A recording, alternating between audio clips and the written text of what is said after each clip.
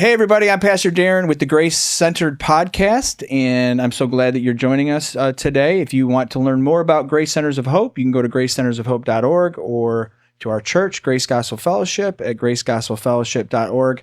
I have a really great interview for you today on our Grace Centered Podcast. We have the wonderful Twyla Baggett. I think it's going to be really inspiring, very educational.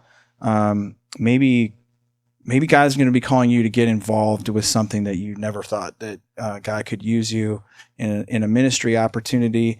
But Twyla is somebody who has a ton of experience in working in human trafficking, helping save women out of being trafficked. And so I'm just really glad to have Twyla here and to just learn all about your story and man, so much about it. Like, we hear about human trafficking a lot. We at Grace Centers of Hope, we have a lot of women who have been trafficked. Mm-hmm. And one of the things I have realized at Grace Centers of Hope is how frequently it's happening in a lot of areas right around us that we never dreamed that it was actually happening. Like, it's something like that's happening way over there somewhere, or some other city, and not just in Detroit. I mean, there are women that are coming to us at Grace that have been locked up in basements. And so I just know that a lot of people have no clue including myself, what's actually happening and how we can help and how Jesus frees them. So I'm just going to kind of turn it over to you, and I'm looking forward to our conversation. Well, thanks for having me today. I appreciate it. We absolutely love Grace Centers of Hope, and you have been instrumental in helping so many people that we have been able to get off of the streets. Let me start where we started. Okay. About 2007, I took a very early retirement. Okay. And so you don't look, you should be retired now. Oh, thank you. I was a phys ed teacher at a Christian school. And I decided that I wanted to do some volunteer work around. And so I started working at the church and doing some visitation ministry and working on the Christmas program and things like that. And did that for a few years. About 6 years after I retired, my husband took an early retirement. He was very good at investing his money. So we were, that was always his goal, So he was like, well, one of us should retire now. And I said, I'll go. So anyway, that's what happened. And we, because he was a workaholic though, we were never able to go on a missions trip. And we felt like it was something we wanted to do. We were able to take, little cruises and things like that, but he was a workaholic and we never could even take long vacations because he had to get back to work. His phone was blowing up the whole time we were on vacation. Yeah. So we were like, many of our friends have done missions trips. Let's see what is outside these four walls of this church. We've been diapering babies. We've been teaching Sunday school classes, youth catechism, adult catechism. We were both deacons and then elders of the church. My husband became a trustee of the church. We had done every job that we could have done in the church. We need more of those. We were fundraisers for the school. I mean, it was just what God had called us to. But we were like, we have never been able to go on a missions trip like the rest of our friends because it took so much time, off of work. So we said, let's do it. And our church did what was called a missions night. And so various missions from around the world and even locally came in and gave a 20-minute speech about what they did. We went into this thinking we're going to go dig wells somewhere. We're probably going to give water to a community, or we're going to do this or we're going to do that. The last speaker of the night started talking about human sex trafficking. And we both looked at each other like, what? What is this all about? We had no idea. We had none whatsoever. and listening to this person talk about how it was so prevalent in the city of Detroit, our city of Detroit. My husband was a product of the Detroit public school system. He graduated from Wayne State University. He had intended to become a police officer in Detroit when we got married. I mean, we're like, no, not here in Detroit. Something's wrong with this statement. And we just kind of looked at each other, and this speaker was going on and on about this happening. And we were like, my husband looked at me, he goes, those women should not be in that car driving around the city by themselves. I know every street in the city. I would be happy to drive them and keep them safe. And I said, I'd be happy to ride along in the car, and minister as well. So we contacted them, and long story short, we became members of that team. And we stayed members of that team for a couple of years.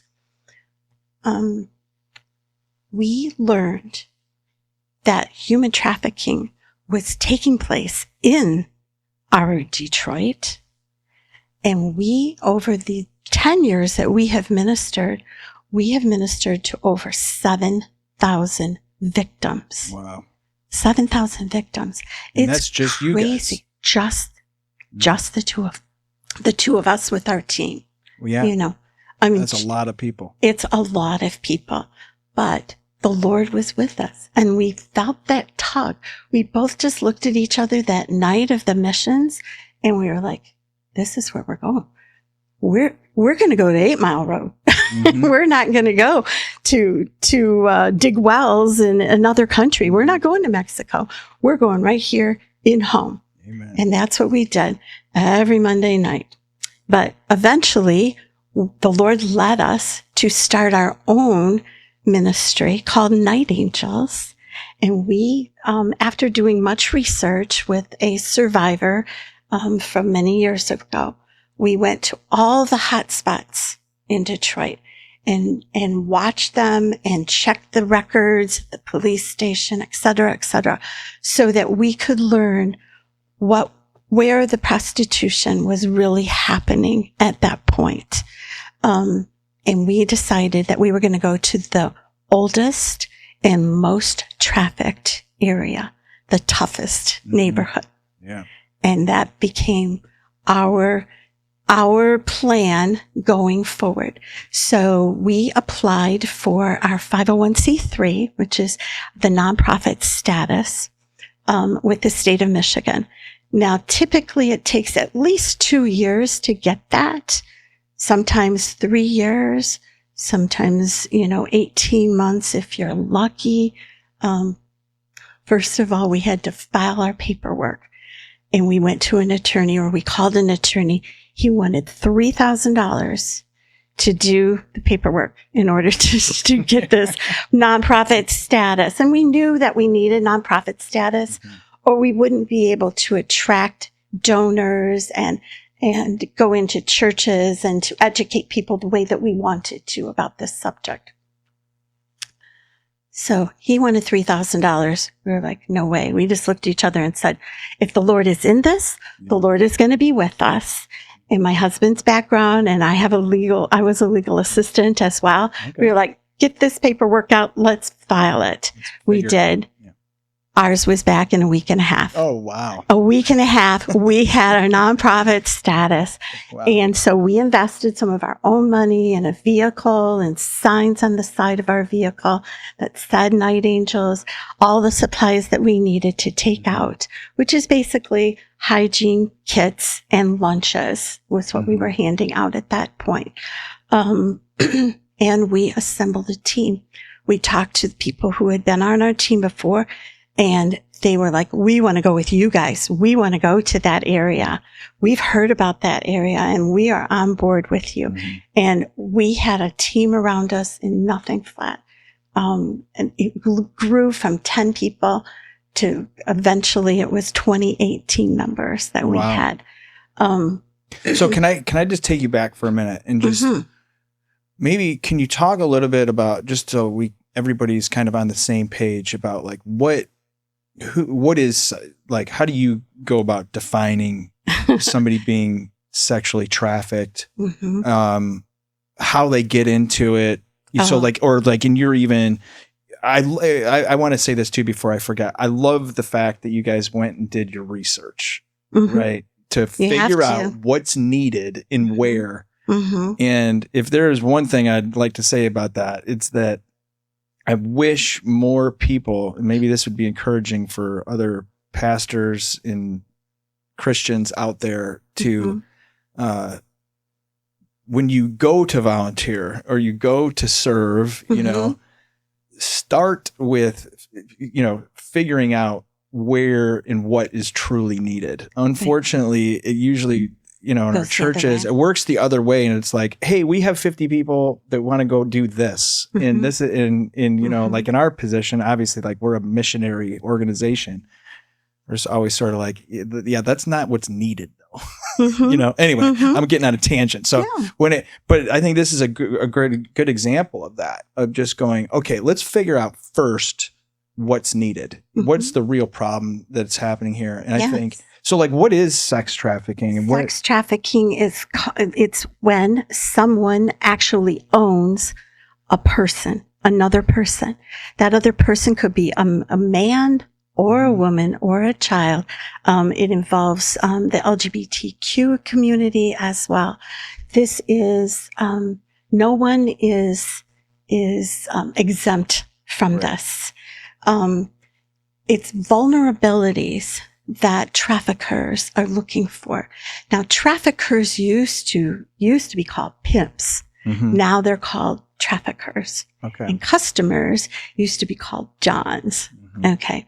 So, and now some of them are called dates, you know, but they're not dates.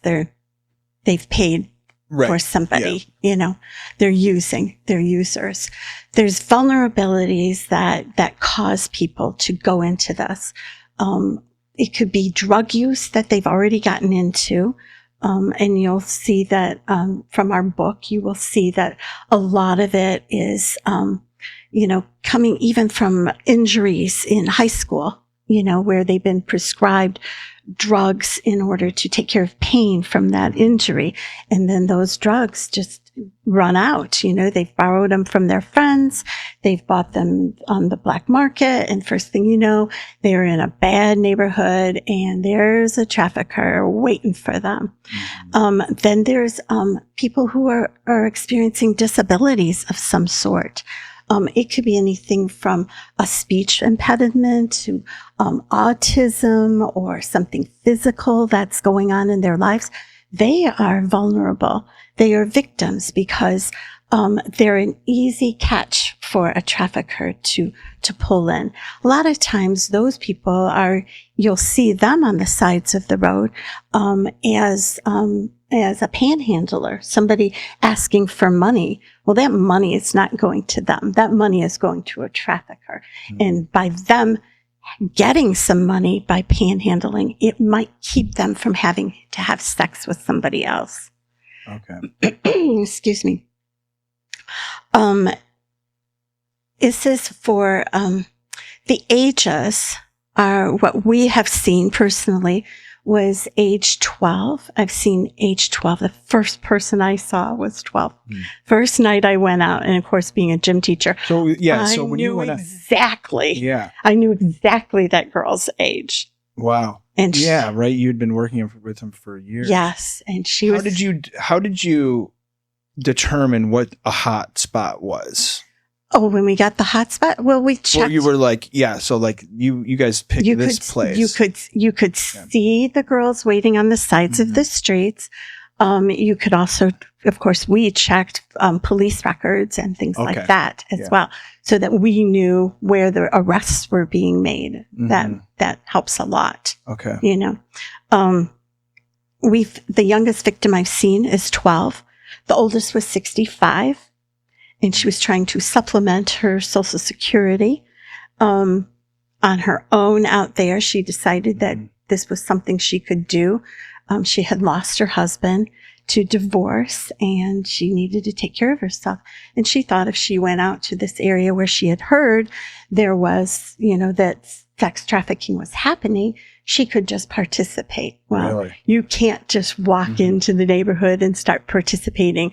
There are people who basically own it. The traffickers, they own the area. So she became a victim because of that. Wow. It's mostly It's way more structured than people think. Yes, it's mostly female out there, but we do see males because there's a need, and male victims get paid more. Really? Yes, because it's Yeah, they're fewer probably. It's different. Yeah. The gays and transgenders, a lot of time we see a lot of hate crime with them. Because people are surprised by what they have purchased, and they get a little upset with that. Wow. We've seen people get shot and stabbed and everything else. So how do the traffickers do they work sort of usually solitarily, or are they kind of in groups too? Does that make sense? Like a gang almost? There are gangs that own women, and there's individuals that own women as well. And there's a lot of trading that goes along with this. Like if there's a big event in town coming, for instance, deer season is happening in November-ish, especially the gun season up north. And so a lot of women get transported from the Detroit area up north in order to supply the need there. But yes. And so, the guys up north that are trafficking notify their buddies down here, hey, send me some girls, and then the same thing happens, like if we have a big event in town, like, the car show, the autos, the car show. The car shows, those used to really cause a lot of you read problems. about, I've certainly read a lot of the statistics wherever the Super Bowl is, or like in Detroit, we just had the Super Bowl or the NFL draft last year. Or these, the Final Four coming to Little Caesars Arena or whatever you hear about, like how many. And these you kind of identified these hot spots, right? You had been working with this other organization. You guys launch out your own, and so like, what did the ministry look like, I guess, or how did you go about like? Lots and lots of prayer. At some point, you knew nothing, right? You were a gym teacher, Well, we pretty much got our training for those couple of years, and actually expanded that particular ministry as well. So we knew what worked and we knew what didn't work. For us, we wanted to identify the people that were within our vehicle. We wanted, we put our Night Angels emblem on their shirt. So it was very clear. So that the people outside could learn to trust. And then we put our emblem on the outside of the vehicle as well, so that people in the neighborhood knew who we were. And the police could identify us when we were out there as well. So they knew what we were up to. We would typically take 4 people out in our vehicle. We would have a driver, which we nearly always made that a male. We want them to take the position that God intended for them to take, that they are the protector. And so they would drive the vehicle. Then we would have a person on the passenger side front window. And that person is the main prayer person. The person behind her is a backup person. So if 2 people come to the vehicle or 2 women come, then we can pray with both of them at the same time. And then the person behind the driver is a lookout, watching everything. Their head is spinning like an owl out there, and then and listening to everything that is going on. They also are taking notes for everything that we see that's out there. Excuse me. It was very important to us because we were constantly growing with members. Excuse me. that everybody on our team needed to know what was going on outside that vehicle. So this note taker would take notes. We saw Susie today, looks like she got beat up really bad on Friday night. In fact, she broke her wrist is broken. It's wrapped, things like that. Yeah. So that when the team would come out the next week, it would be a new group of people that they can say, how's your wrist, Susie? Yeah. Did it heal? Can we pray for your wrist again? Those kinds of things. So we would drive down this stretch of road that we had identified. What street was that? Can't tell you that. I can't tell you that because somebody's going to see this and they're going to go, I'm going there. Right. That's exactly where we're going. It shows my naivety. It is in Southwest Detroit. Okay, so you're in the Southwest part. Southwest, yes. And we would go down the street until what we thought was a trafficking victim. Well, when you're looking for a trafficking victim, you're looking for somebody that is not like Pretty Woman, not like Julia Roberts at all. It's very rare to find somebody with a short skirt and stilettos on out there. You're looking for somebody who's emaciated. Most of our girls are anywhere from 75 to maybe 100 pounds, soaking wet. Wow. Their hair is dirty because they don't take showers. Their body is dirty. They're missing teeth. There's no makeup on. There's nothing, I don't want to say there's nothing attractive, but there's nothing that should attract somebody. But they are, they are at the side of the road, tattered clothing, sometimes no shoes on whatsoever because they've worn their shoes out, walking up and down the street. It's pitiful. The first time we pull over, we roll down the windows on the passenger side and the lead prayer person says, hey, we're from Night Angels. Could we offer you a free lunch and a hygiene kit? And we'll get a screw you usually, and walk away because somewhere nearby her trafficker is there. Now, if we see her trafficker, we don't approach because we know that she'll get in trouble if she talks to us. And he's a little on the dangerous side for our team as well, So we wait for that to settle down a little bit. But we come back the next week and she's talked to some of the other girls on the street and finds out that we're okay. And so she'll come over to us when we offer her, and she comes over to the window and we extend our hands. Now, they are not used to anybody even wanting to hold their hands. It's an act of kindness. Could we pray with you? Yeah. And some of them just start crying. Wow. Absolutely start crying. Now, you've got to imagine this is somebody who has learned to be tough and doesn't cry, and the Holy Spirit just takes over. Yeah. What can we pray for you tonight?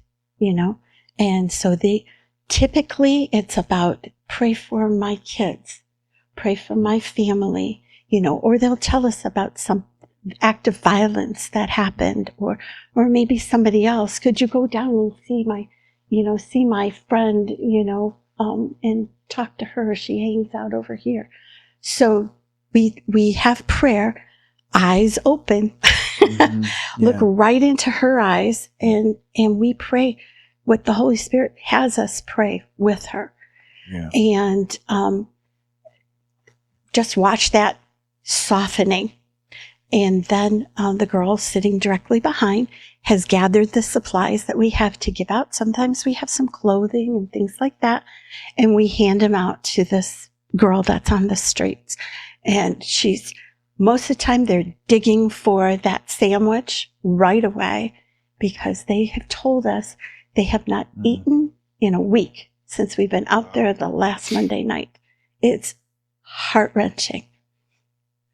We say goodbye, we roll up our windows, and within 3 to 5 minutes, we see another victim.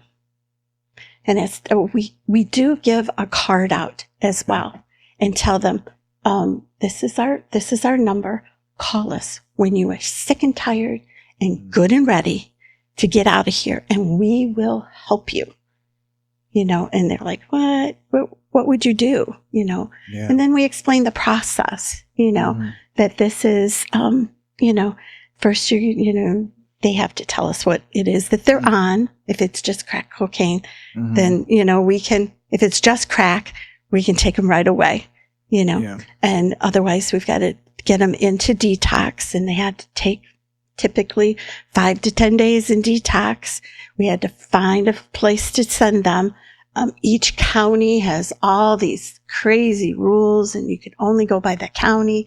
If the girl has ID, which most of them don't have ID, then we had to go with that. Otherwise, they became homeless in Wayne County, and we were able to get them into, some places, and some of them were not very good places.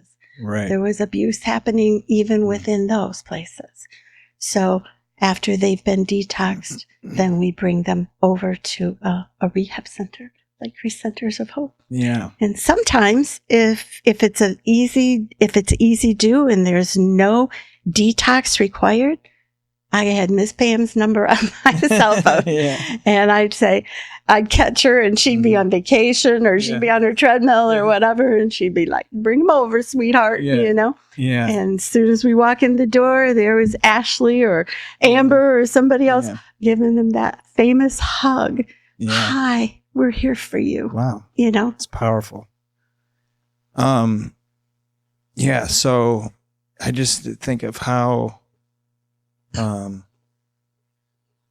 powerful that can be for somebody out there when you bring up that picture of praying for them and they just cry, I mean, when's the last time that somebody has treated them with dignity, and worth and value and love, We carried tissues. They let it out with us. Sometimes they would ask if they could call their parents or somebody, that they, somebody that they loved. Yeah. And we had a speakerphone, on our car, and we would dial the number for them and listen to them have a conversation. I'm okay. Yeah. How long was it just no rhyme or reason as to when or how long or if they would ever respond to making that phone call? There's no rhyme or reason. Sometimes, we would go out on Monday nights. Sometimes Tuesday mornings they would call.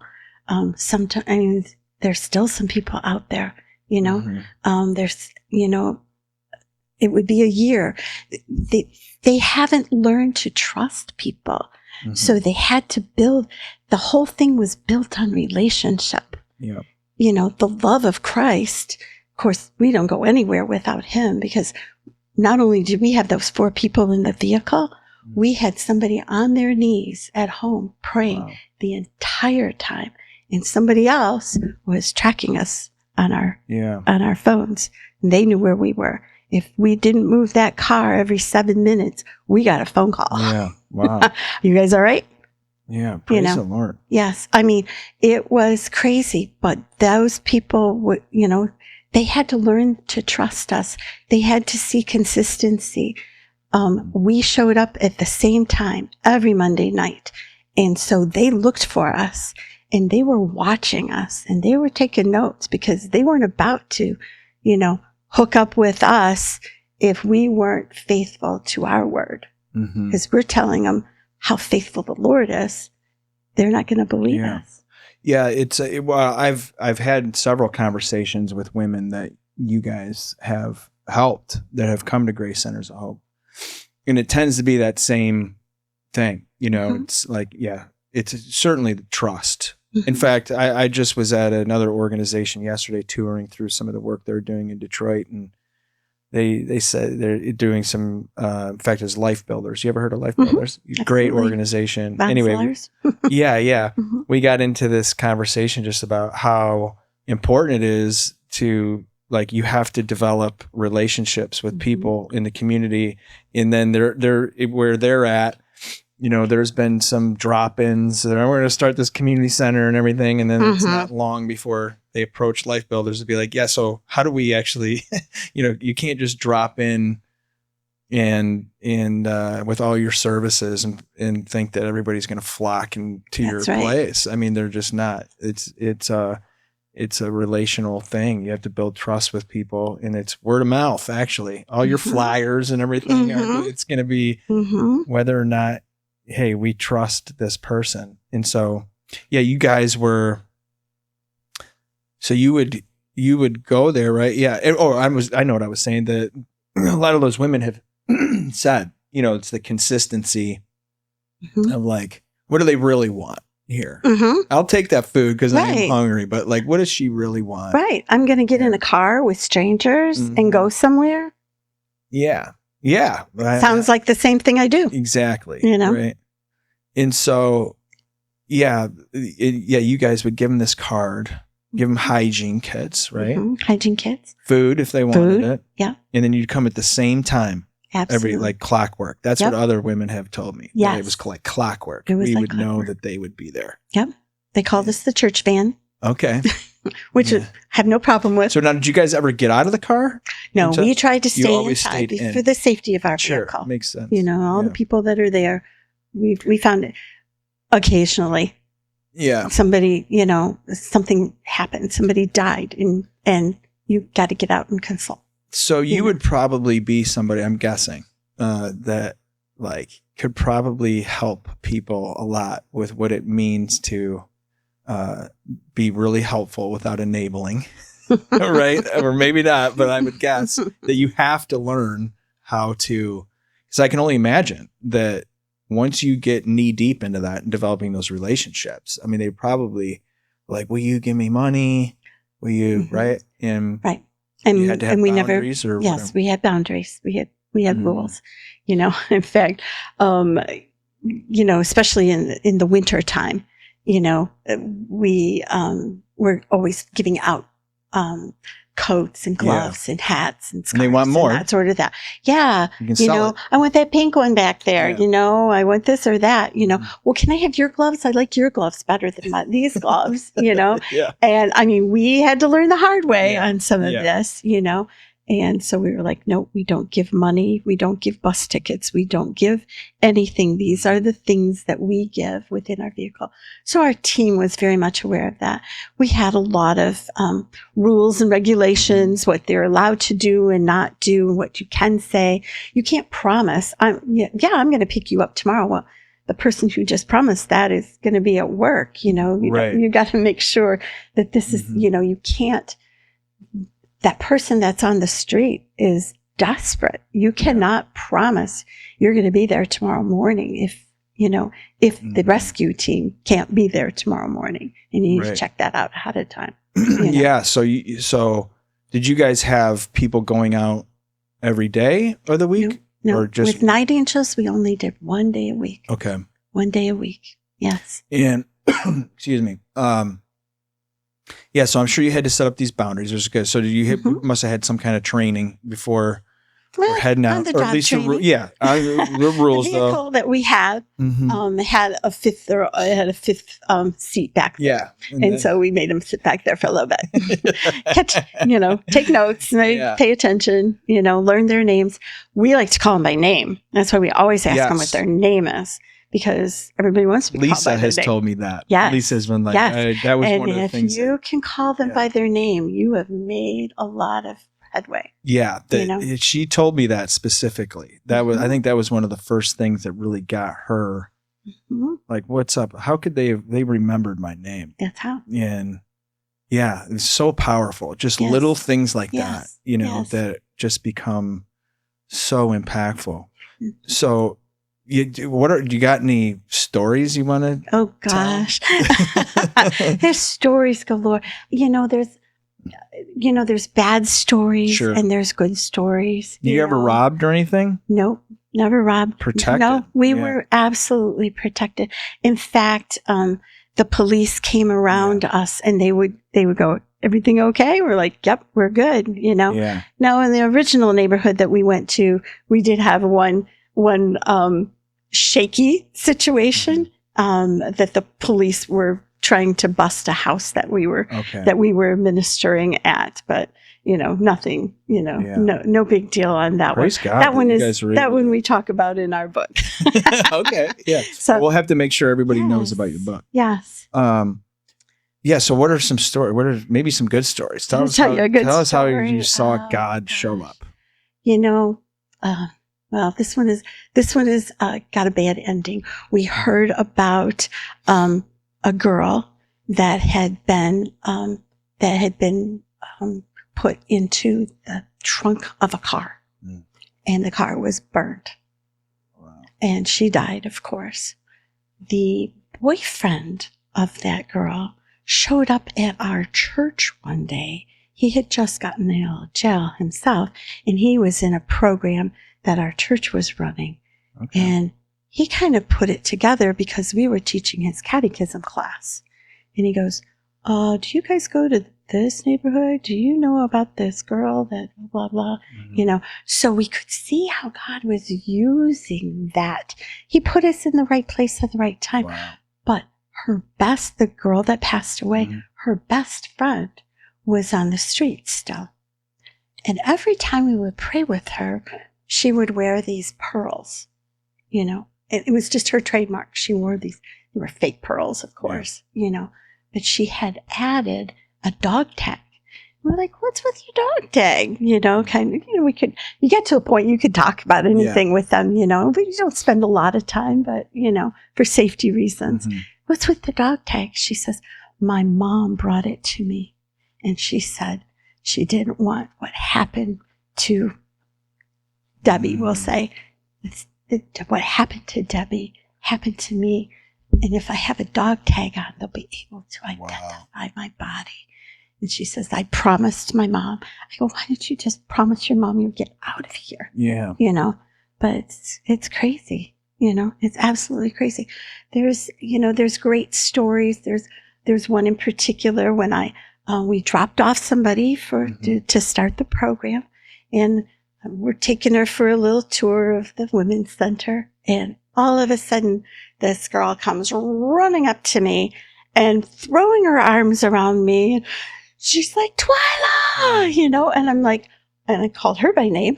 And I'm like, what are you doing here?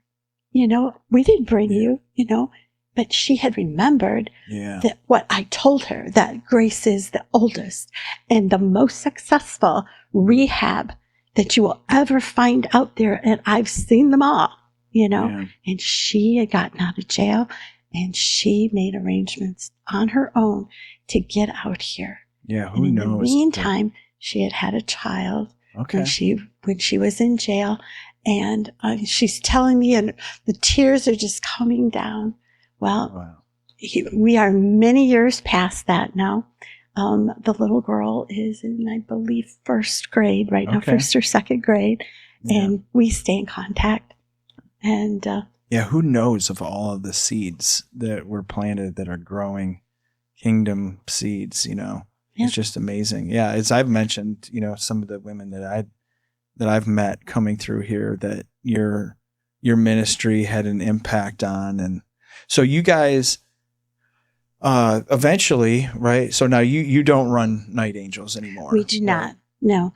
And so I'm sure there are some people out there, who probably are, there's probably some people out there who are being trafficked who are going to hear this, hopefully, and they come to Grace or wherever. But I'm sure there's other people who want to learn more about, getting involved with helping people in human sex trafficking and,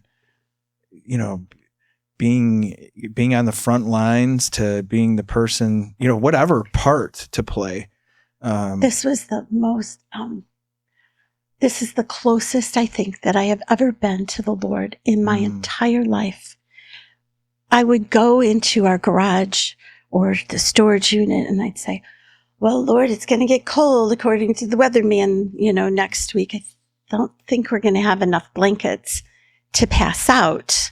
And I said, I guess I'll have to use some of the finances that were donated to us and purchase them.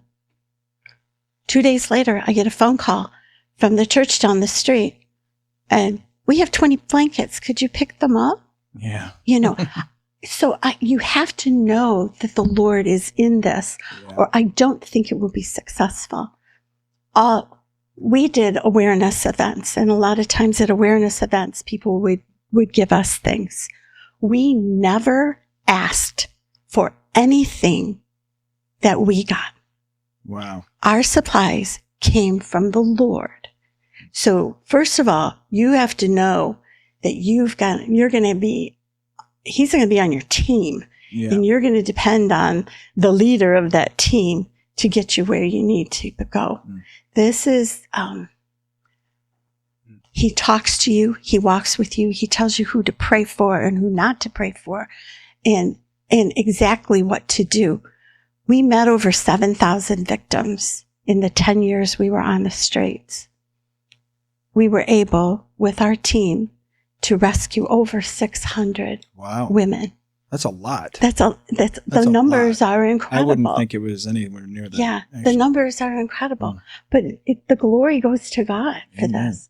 But of course, in that 600, you have to understand, if a girl is pregnant or she has a child, you got a twofer. Because I love it. That's our twofers. Yeah. We love it. We've been at hospitals with babies being born. Yeah. And see that sort of thing happen. The miracle after miracles. And now when I stopped seeing the finances coming in, well, first of all, Pastor Clark, we came to him for advice whenever we started out. And he said, just want you to know, he goes, what has caused us to be most successful at Grace is that we continue to tithe. As an organization, we continue to tithe. And of course, we're tithers ourselves personally. So understand that. And we prayed about it. We were like, Grace Centers is going to get our tithe. And so every month when finances came in, I wrote that 10% over to Grace. And so God honored that. Wow. But I could see something wasn't quite right. It was after the pandemic. Supplies weren't there. He wasn't, I could shift money and stuff like that. But the awareness events were not coming in. The requests for things, it had changed. Things were different. And I said, Mel, something's up. And he said, I agree with you. I'm watching the finances and a number of awareness events. And so we prayed about it. And we both felt like we thought we had at least one more year on the streets. But God told us, we prayed together, we prayed separate, we prayed together, prayed separate. And then when we came back together to discuss what we had heard from the Lord, I said, I hear we're supposed to stop now. And he said, I heard the same thing. Wow. And then I said, oh, you're not going to like this. I said, he told me we're supposed to write a book. And my husband's jaw just dropped because he had heard exactly the same thing. Wow. So we knew what our next step was going to be. Wow.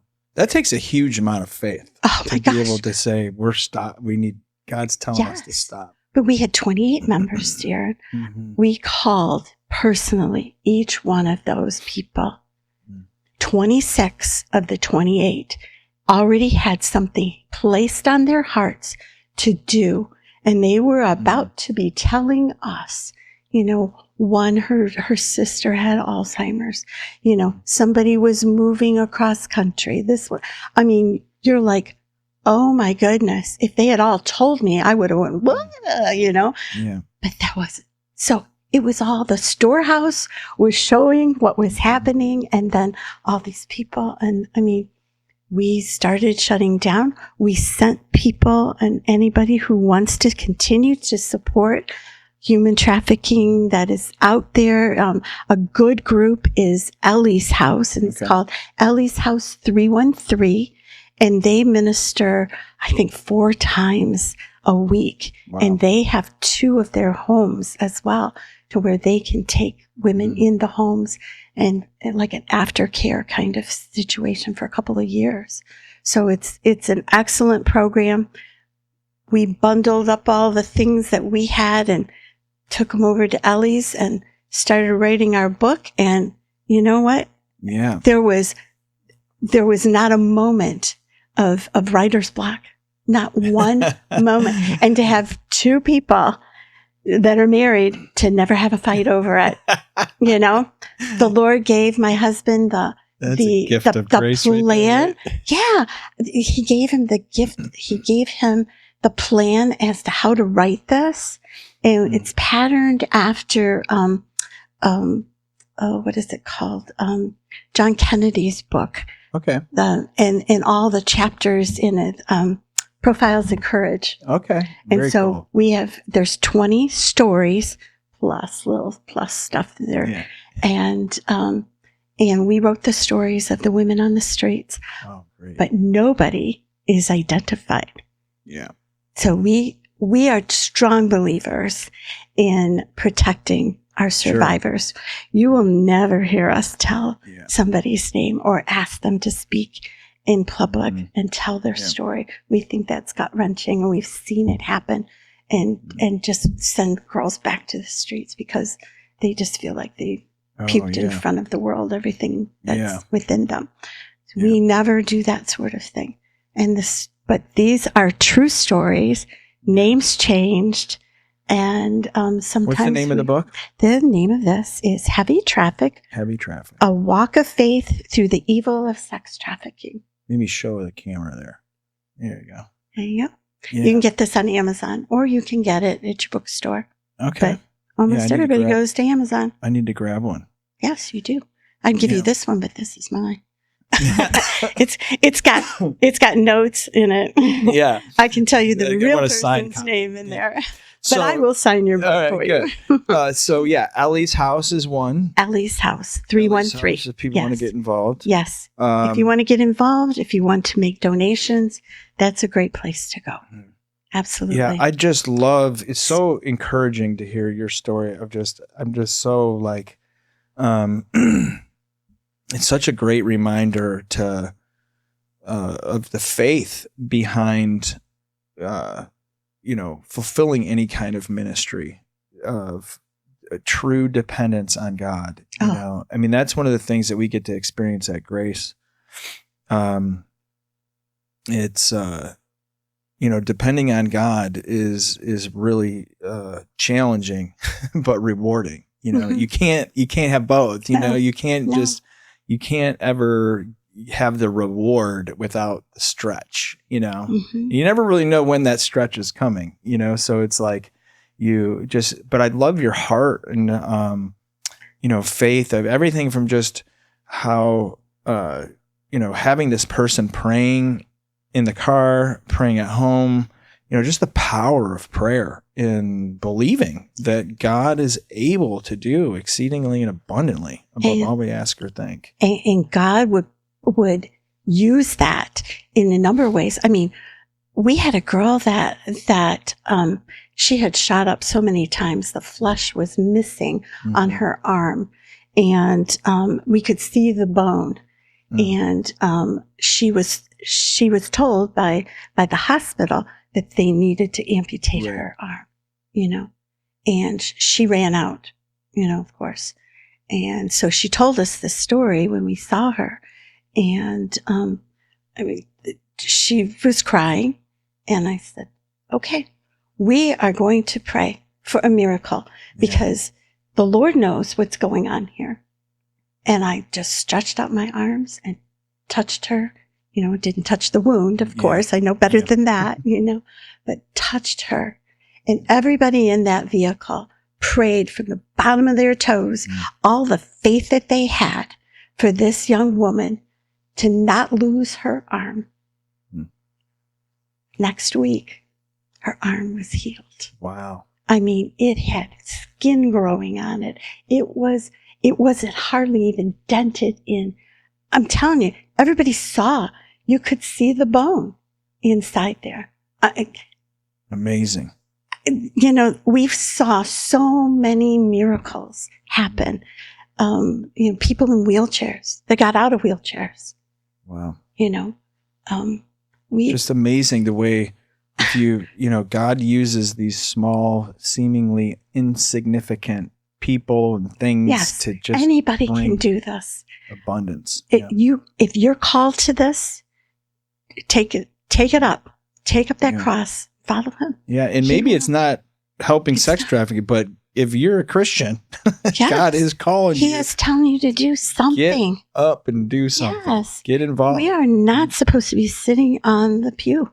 That is not our job. Yeah. I mean, that's such a powerful thing. And I even going back to my point about just I love the humility, really, the humility before God to go, all right, God, what do you need us to do? Where are the places? How do we help? Rather than going, all right, God, this is how I'm going to help in these ways. Right. And that takes a lot of humility. And unfortunately, a lot of volunteerism, charity in the United States, it's not always helpful. It leads to dependence rather than leading to independence and freedom.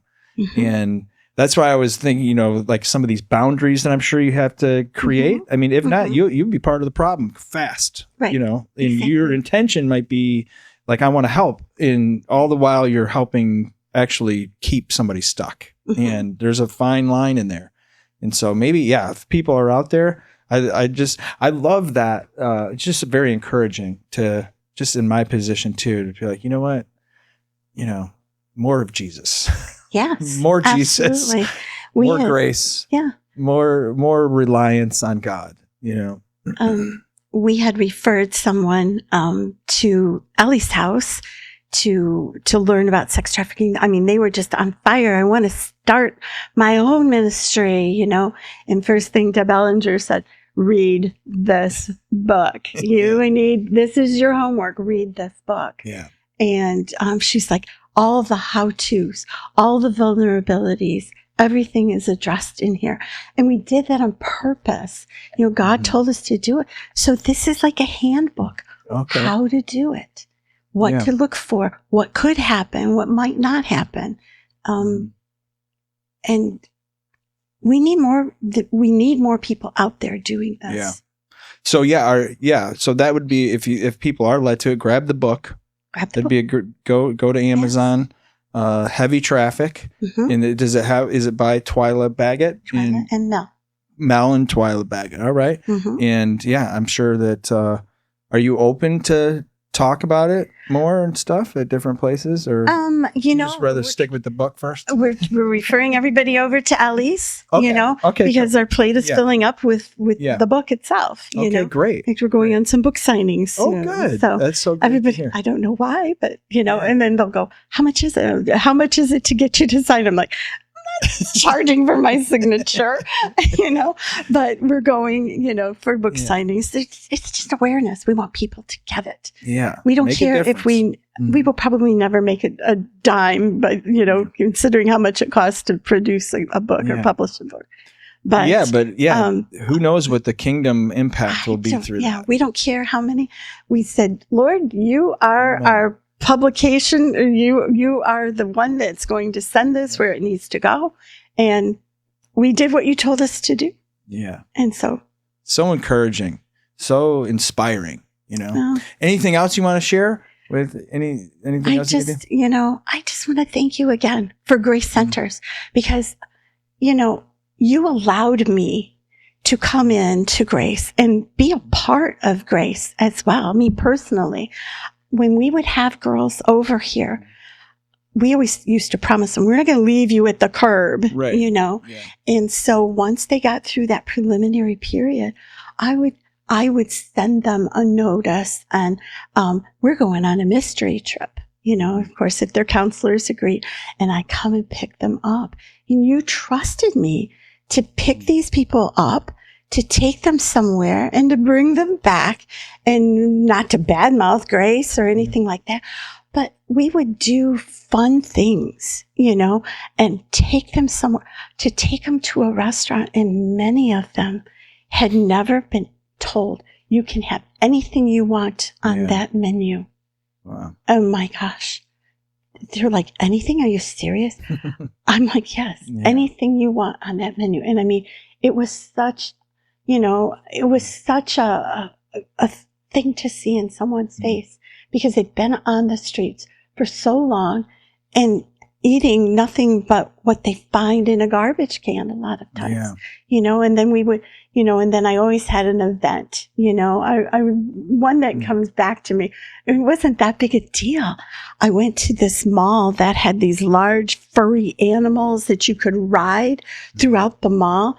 And we had like six of us riding around the mall on these big old furry animals, and then when we were done with that, we went on this carousel that was a double-decker carousel. I remember this one girl, she goes, I've never been on a carousel in my life. Wow.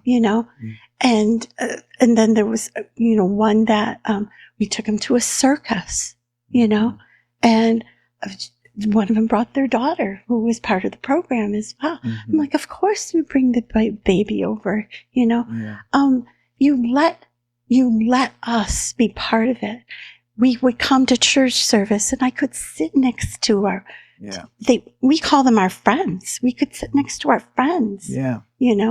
That's so powerful. Well, we certainly appreciate you trusting us to bring somebody that you have spent so much time, so much prayer, so much love in, to trust us to do right, by them. And God has done amazing things. There's no doubt about it. I mean, I say quite often, people do ask me, they'll say, so what's the special sauce with Grace? Like, what is it that, like, what do you do? It's like, tell me what is this, you do this, or how does this success happen? And quite honestly, if most people saw actually how unorganized a lot of things are, and they'd be amazed. I always say the special sauce is the gospel. That's what it is. It really is.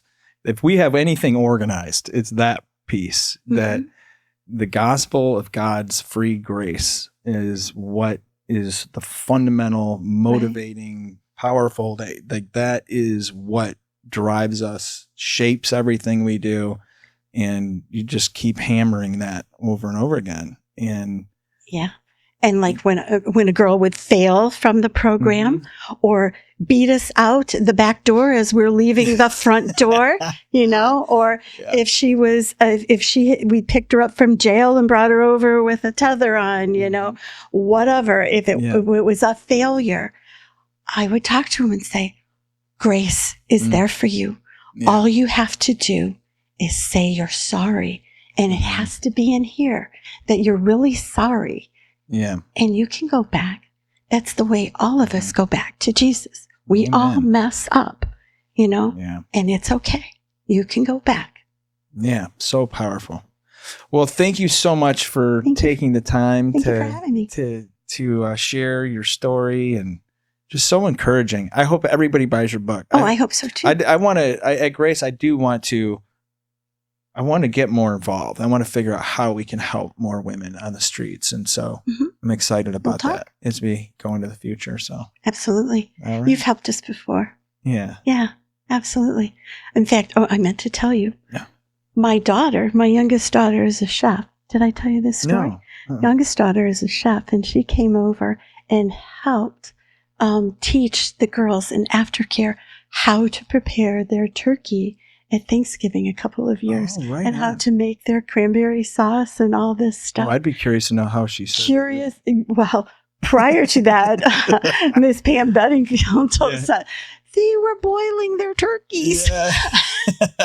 So when Chef Jessica showed up, they were very pleased. Where's she a chef? Are we allowed to say that? Afraid to ask any details. No, right now she's an executive chef. She's one of the ones in the big Little Caesars Tower across from very cool. Comerica Park. She makes food for other countries. Oh, wow. Yeah, interesting stuff. Yeah. Yeah, I was going to say, we need a chef. Yeah. Well, that's great. I didn't know that. I'm so glad you shared that she was, our whole family's been involved in this. Yeah. Well, thank you so much. Thank you. Appreciate it. Thank you for having me.